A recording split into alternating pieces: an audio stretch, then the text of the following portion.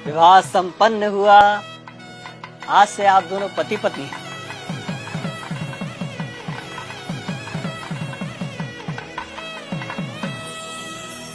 भाई साहब, पंडित जी को भी दक्षिणा देके निपटाओ बस। हाँ हाँ जीजा जी, याद है मुझे। पंडित जी, आपकी दक्षिणा। यजमान, मात्र 1100 रुपए दक्षिणा। अरे तो इतना हैरान क्या हो रहे हैं पंडित जी? जो रेट चल रहा है वही तो दिया है। दक्षिणा रेट से नहीं, सामर्थ्य के अनुसार दी जाती है यजमान। अरे तो क्या पूरी गड्डी पकड़ा दें आपको?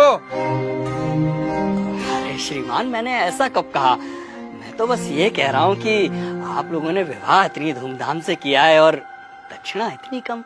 देखिए पंडित जी, कम हो या ज्यादा, हमें जो देना था हमने दे दिया। अब बाकी बात आप लड़की वालों से करिए भाई। कैसी बातें कर रहे हो भाई साहब? हमारे यहाँ पंडित जी को दक्षिणा लड़के वाले ही देते हैं। अरे पापा, 2100 दे के बात खत्म करो ना। ठीक है ठीक है। भाई साहब पगला रहे हो क्या? किस बात के 2100? 1100 काफी है, उससे 1 रुपया ज्यादा मत दो।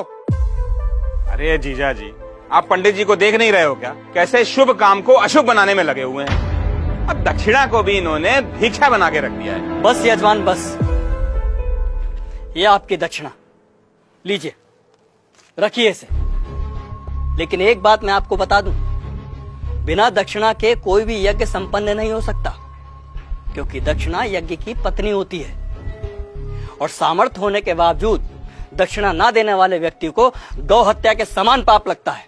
अरे यार, इन पंडितों का यही है, जरा सा कुछ कह दो फौरन पाप पुण्य शुरू हो जाता है इनका, और इनकी जेब भरते रहो तो सब ठीक है।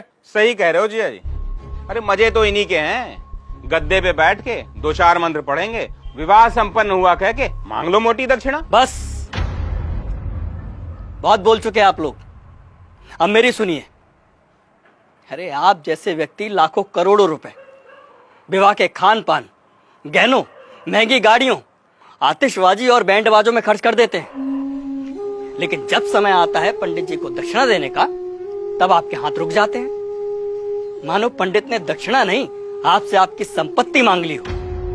एक बात बताइए, यदि किसी विवाह में पंडित ना हो, फेरे और बाकी कर्मकांड ना कराए जाए, तो इन 56 भोगों, नाच गाने और शराब पी के हुड़दंग मचाने से विवाह संपन्न हो जाएगा? नहीं होगा, क्योंकि विवाह में इन सब का कोई महत्व नहीं होता। लेकिन फिर भी हमारे समाज में वैदिक रस्मों की बजाय इन व्यर्थ के आडंबरों को बढ़ावा दिया जा रहा है।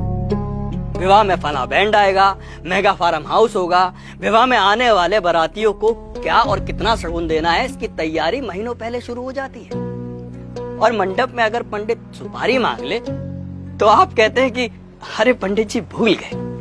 क्या यही तरीका होता है विवाह का?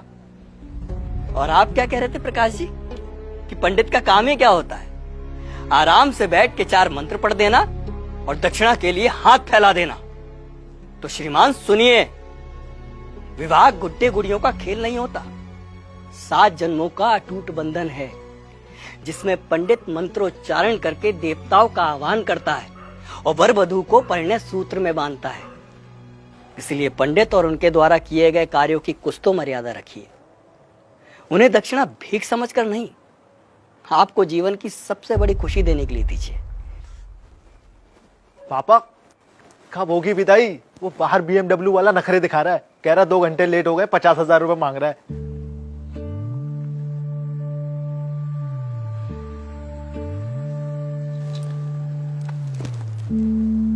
ये तुम्हारे विवाह की दक्षिणा।